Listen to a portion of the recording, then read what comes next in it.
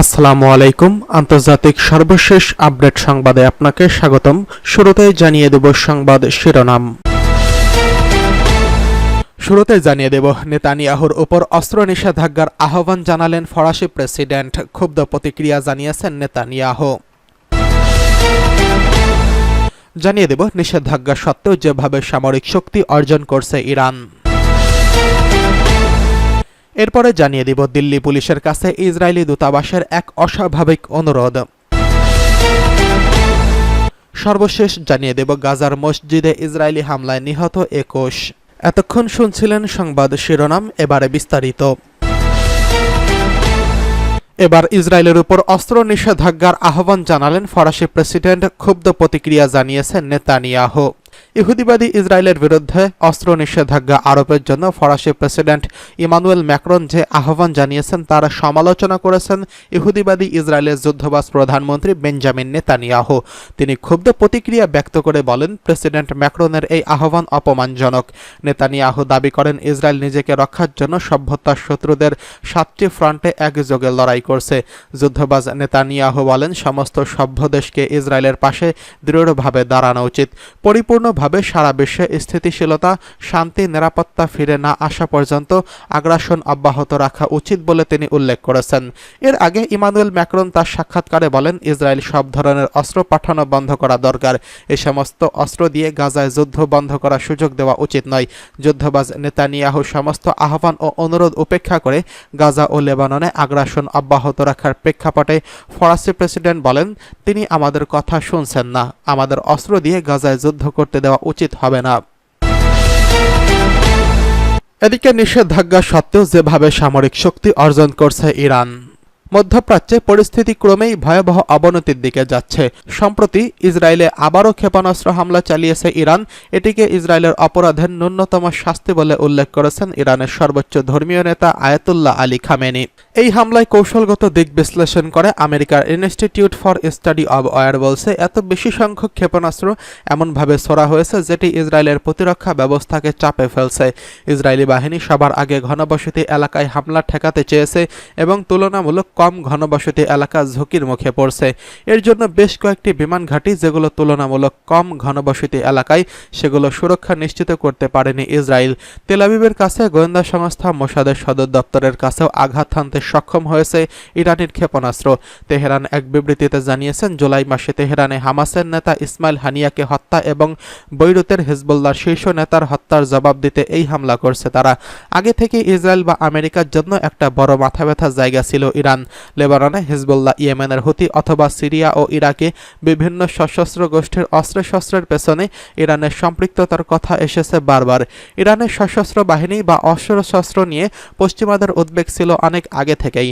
Iron ডোম সহ শক্তিশালী প্রতিরক্ষা ব্যবস্থা থাকলেও ইরানের হামলা পুরোপুরি ঠেকাতে পারেনি ইসরায়েল। কিন্তু দীর্ঘদিন ধরে বহু ধরনের নিষেধাজ্ঞায় থাকা ইরান কিভাবে এই সামরিক সক্ষমতা অর্জন করছে?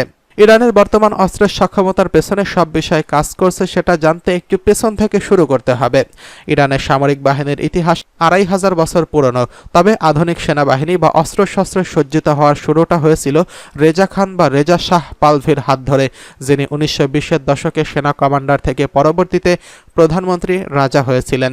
সামরিক বাহিনীর কমান্ডার হওয়ার পর তিনি আরতেশ বাহিনী গঠন করেন, যেটিকে আধুনিক এক অস্ত্র বাহিনীর সূচনা হিসেবে দেখা হয়। তিনি ইরানকে একটি শক্তিশালী আঞ্চলিক শক্তিতে রূপান্তর করতে চেয়েছিলেন। এজন্য তিনি হাজারো অফিসারকে বিদেশে মিলিটারি একাডেমিতে পাঠিয়েছিলেন।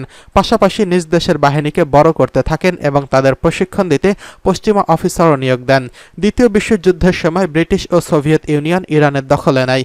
নচ্ছি জার্মানির সঙ্গে সুসম্পর্কের জেরে রেজা শাহকে সরিয়ে রাজার আসনে বসানো হয় তার পুত্র মোহাম্মদ রেজা পাহলভিকে। যিনি শাসনকালের প্রায় পুরো সময় পশ্চিমাপন্থী হিসেবে পরিচিত ছিলেন।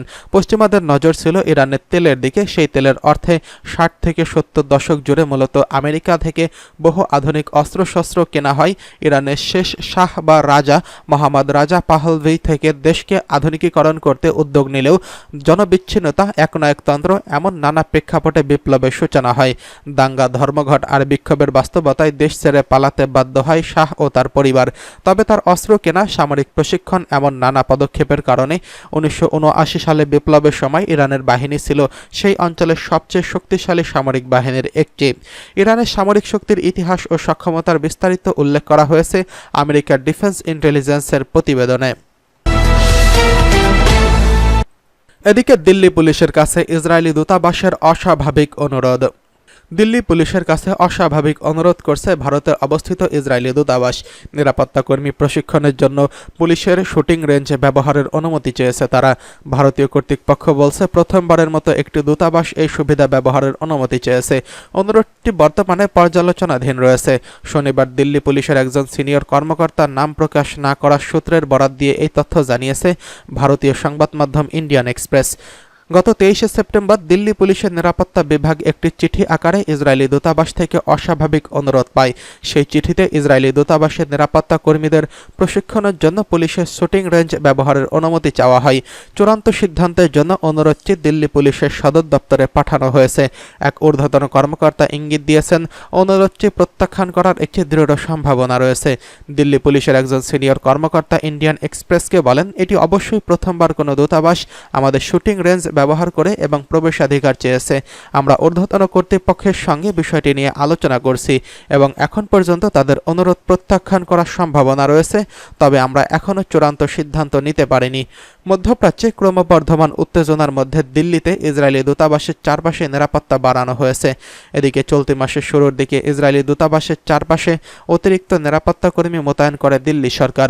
পুলিশের একজন সিনিয়র কর্মকর্তার বরাত দিয়ে ভারতীয় সংবাদ মাধ্যম দ্য হিন্দুস্তান টাইমস জানিয়েছে ইসরায়েলি দূতাবাস এলাকায় ইতোমধ্যে বহু স্তরীয় নিরাপত্তা ব্যবস্থা এবং বেশ কয়েকটি সিসিটিভির ক্যামেরা স্থাপন করা হয়েছে। 2021 সাল থেকে দিল্লিতে ইসরায়েলি দূতাবাসের কাছে 2টি বিস্ফোরণ ঘটেছে, এতে কোনো হতাহতের ঘটনা ঘটেনি। এদিকে গাজার মসজিদে ইসরায়েলি হামলায় নিহত 21। এবার গাজার একটি মসজিদে বিমান হামলা চালালো ইসরায়েলি বাহিনী। এতে 21 ফিলিস্তিনি নিহত হয়েছেন, আহত হয়েছেন অনেকেই। হতাহতের সংখ্যা বাড়তে পারে। রবিবার 6 অক্টোবর সকালে মধ্য গাজার দেইর এল বালাহ এলাকায় আল আকসা মার্টিয়াস হাসপাতালের পাশে শাহাদা আল আকসা মসজিদে বিমান হামলা চালানো হয়। কাতার ভিত্তিক সংবাদ মাধ্যম আল জাজিরা এই খবর জানিয়েছেন। প্রত্যক্ষদর্শীরা জানিয়েছেন ইসরায়েলি হামলায় ঘরবাড়ি হারানো বহু ফিলিস্তিনি এই মসজিদে আশ্রয় নিয়েছেন।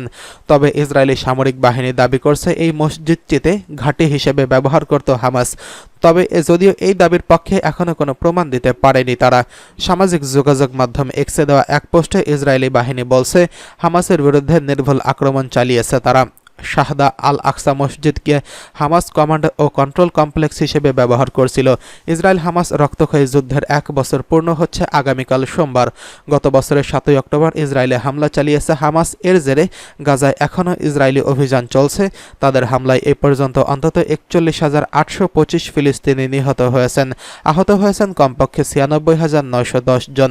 যুদ্ধ ছড়িয়ে পড়েছে মধ্যপ্রাচ্যের অন্যান্য অঞ্চলেও।